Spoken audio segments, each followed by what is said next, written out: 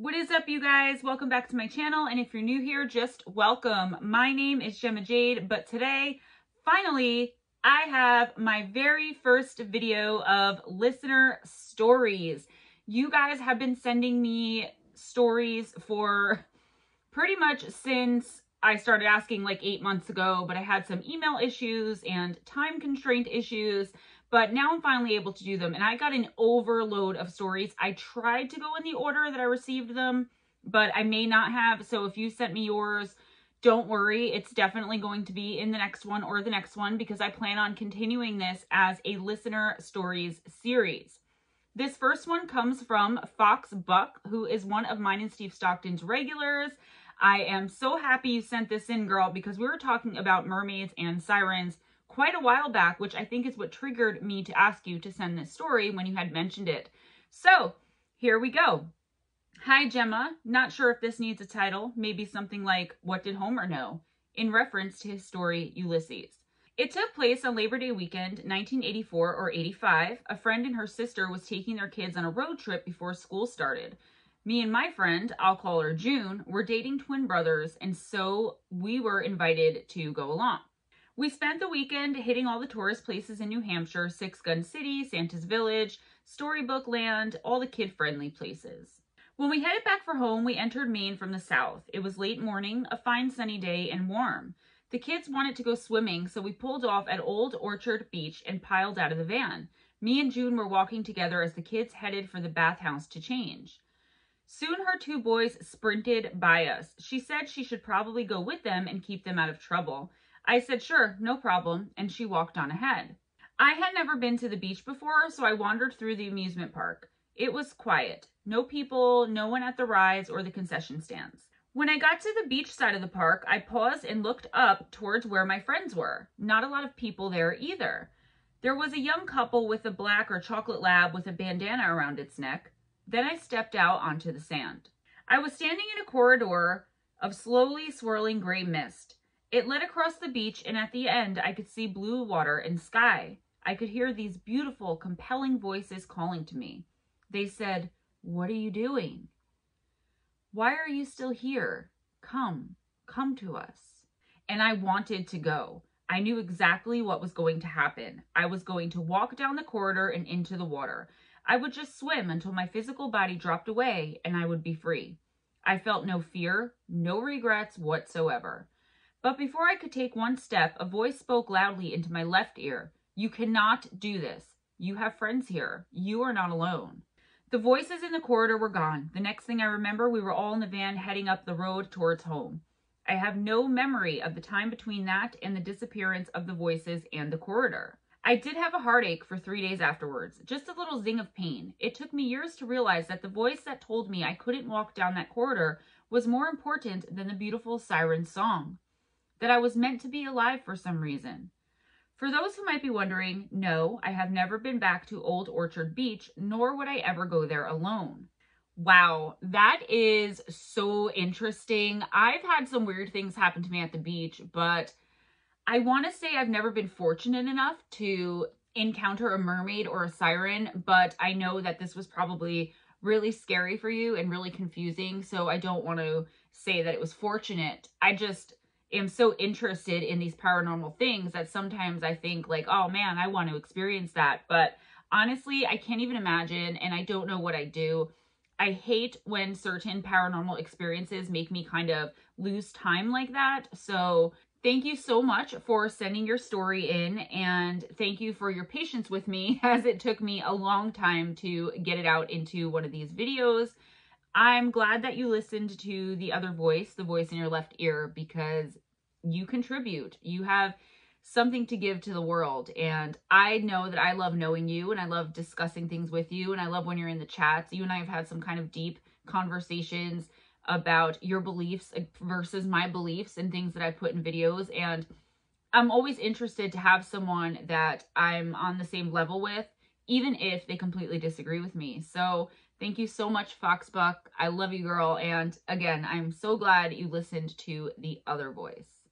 The next listener story is from Melissa Herndon, and she's another one of mine and Steve's regulars in pretty much all of our live streams and in all the comment sections starts like this. Hi, Steve and Gemma. Love your shows. Keep up the amazing work. Here's my story. I always enjoyed spending the night with my first love and very best friend, Josh, at his mom's house. Although, since I had started staying with him on the weekends back in 1999, I had always felt the feeling like I was being watched. Never feeling alone, even when you're the only one in the house. Back then, his older sister told me about seeing a little ghost girl in the attic and ghost soldiers marching up the driveway. I originally thought she was toying with me to scare me, but as the years have gone on, she still sticks with these stories. It was a somewhat old house, having been built in 1943. It had a very creepy vibe about it. Fast forward, it's 2001 and I'm 16 years old. I had spent the night with my now fiance. I woke up the next morning to the sounds of everyone in the kitchen talking and eating breakfast. My fiance was up before me and had joined them. I quickly realized that I couldn't move, no matter how hard I tried. I'm locked in place. I'm starting to panic, heart racing and thoughts running wild. I tried to call out to Josh. I tried to call out to anybody. I couldn't talk. I couldn't scream. All I could do is look around and think. As I lay there silently screaming and trying to force any kind of movement from any part of my body, I started to think to myself, this is how I die. Fighting these thoughts, I decided I was not going to succumb to whatever force had overtaken me. I pushed myself forward with all of my might, and finally, I broke free. Instantly, I sat up. I saw a dark shadow move away from my body across the wall to my right and slowly fade. I was so freaked out. I joined the others in the kitchen and tried to act normal. I confided in Josh what had happened, but I left out the part about the shadow, and I'm really not sure why. Maybe I didn't want to sound completely crazy. I don't know. On the way home that day, as I was driving down the road, I felt the unmistakable feeling of someone kicking the back of my seat. I looked in my mirror and there was nothing there. I felt this happen several times before I finally reached my house, thankful that the 15-minute ride was over. Fast forward 2 weekends, I come in from Josh's after spending the weekend with him. My mom tells me the story of how she and my brother were up late that Saturday night watching a movie. She says they were sitting in the dark and my brother asked her why I didn't want to watch a movie with them. She told him that I was staying at Josh's that night and wasn't home. He said he had just seen me walk by in front of the TV. She said to him, quote, "That wasn't your sister. She's not here," end quote.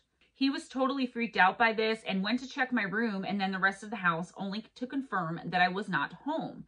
My mom had seen the dark shadow go by the TV. She didn't say anything to him because she didn't want to scare him.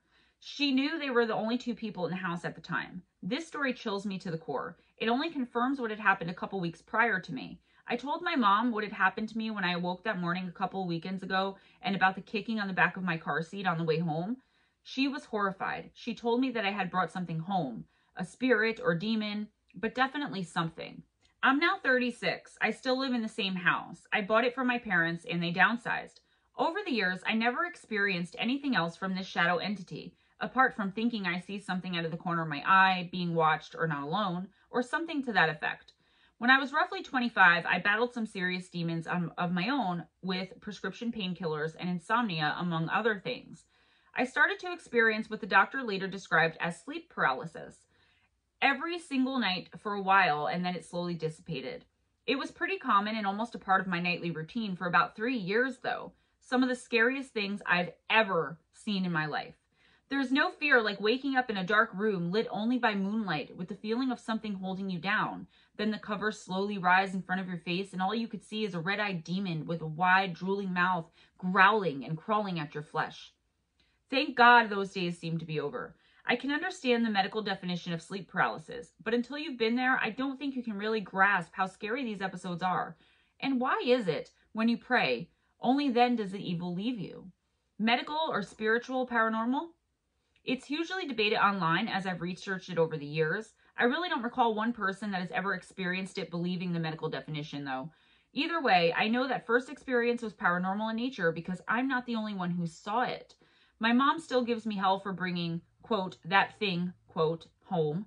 To conclude my story, Josh and I dated for 5 years before we decided to break up. For 20 years, he was my very best friend. He was like home, my comfort zone, and we never stopped loving each other. It was beautiful. We both went on to marry, me twice to his once. He always said he didn't want kids. I tried and tried to talk him into it, telling him that he needed someone to carry on his name as he was the last male in his family. One day he called me and he said he changed his mind. His wife was pregnant. I was overjoyed at the thought of a little Josh running around. He called me that April 2018 to tell me about the arrival of his baby boy, Jax. It was the quickest conversation. Had I known it would be our last, I would have kept him on the phone much, much longer. Josh passed away October 2018, leaving behind his wife, new baby, and many, many more that loved him. He was only 34 years old. He was a Marine vet that proudly served his country. He didn't use drugs, and although he drank heavily in prior years, he had quit that with becoming a family man. He was a vibrant, healthy 34-year-old male with no history of blood pressure and things like that. He went to the hospital with a severe headache on Tuesday and was pronounced dead by Sunday, stating a stroke as the culprit. This has devastated me. I cannot wrap my head around it. Although I could have left this part out and made my story much shorter, I wanted to continue our 20-year chapter being nostalgic. And also to ask you or any listeners of your channel what they make of this very sudden and unexpected passing. It just doesn't feel right to me. How does a healthy human just die? Of a stroke, no less. Anyways, thanks for listening to my story and my continued rambles of my good old days with my best friend. Love you guys, Melissa. Melissa, I have some theories for you, and I also have a similar experience of someone dying very, very young of a brain aneurysm. So I will email you in a week or two, and we can kind of talk about that, because I do have some theories that possibly something in that house could have been a culprit if you're looking at it from a paranormal sense. I definitely agree with you that anyone who's experienced sleep paralysis, because it's been a regular part of my life too for years now, won't agree with the medical definition or the medical community. They will not agree with the medical community about the definition or what it is or how it makes you feel, because you can't ever describe that. I'm so sorry for your loss. Thank you so much for sharing that part of yourself with us. All of you who shared these stories and who will continue to share them with me, with this channel, please, everyone else, be respectful. I'm not going to tolerate any nastiness or bullying on my channel. Oh, of course, ask questions if you need to ask questions, or, talk about these stories, even debate if you want. Go back and forth as to what you believe, but please keep it respectful and realize that some people, it's really hard for them to share things like this. Some people are sharing things with, I know with Steve, that they've never even shared with their significant other. So Foxbuck, Melissa, thank you so much so far for sharing, and I look forward to discussing this with you guys, not just in the comments, but through emails. And if you have any more tales or stories or encounters, definitely send them along. Our third and final listener story or listener encounter comes from a friend of mine, Jason Zorn, who has sent me a ton of emails. Jason, I'm still going through them. I absolutely love the way your mind works. It works just like mine, like all these rambling, crazy ideas. And I love that. And I mean that in the best way possible, how you just put them right down and send them to me, just like that at face value. I absolutely love it. So please continue to communicate with me through email, whether or not you're sending me stories, because I absolutely, like I said, love the way your mind works. So here's the first story I could find in all of our emails. I think you've sent me more than one, so don't be discouraged or don't be upset with me. I will definitely get the other ones out if you sent other ones. I still have to check some of your emails. So from Jason Zorn, where is it? I was asking my friend Ben as we were digging through his dad's garage looking for that hatchet he'd been bragging on. It was early summer 1980, and back then, kids could safely act like kids. You could ride off on your bicycle all over town until supper time, and your parents didn't need to worry about you getting kidnapped and or killed. The worst thing you had to worry about was that red-headed bully in 4th grade named Matthew H. Total a-hole. I hated that guy. My friends, Ben, Billy, and Chris, had an area of woods near their house that we explored and ventured into as often as possible in Wascom, Texas. Wascom is directly on the state line between Texas and Louisiana, almost exactly 18 miles west of Shreveport, Louisiana. We decided with our infinite wisdom that we were going to build a fort. Well, a cabin actually. And to accomplish that, we really needed that hatchet that Ben was looking for. Rusty toolboxes were opened, old wooden crates spouted dust as they were pried with a screwdriver, and eventually we found it. Now we just needed some nails, a hammer, a saw, and a peanut butter sandwich or two.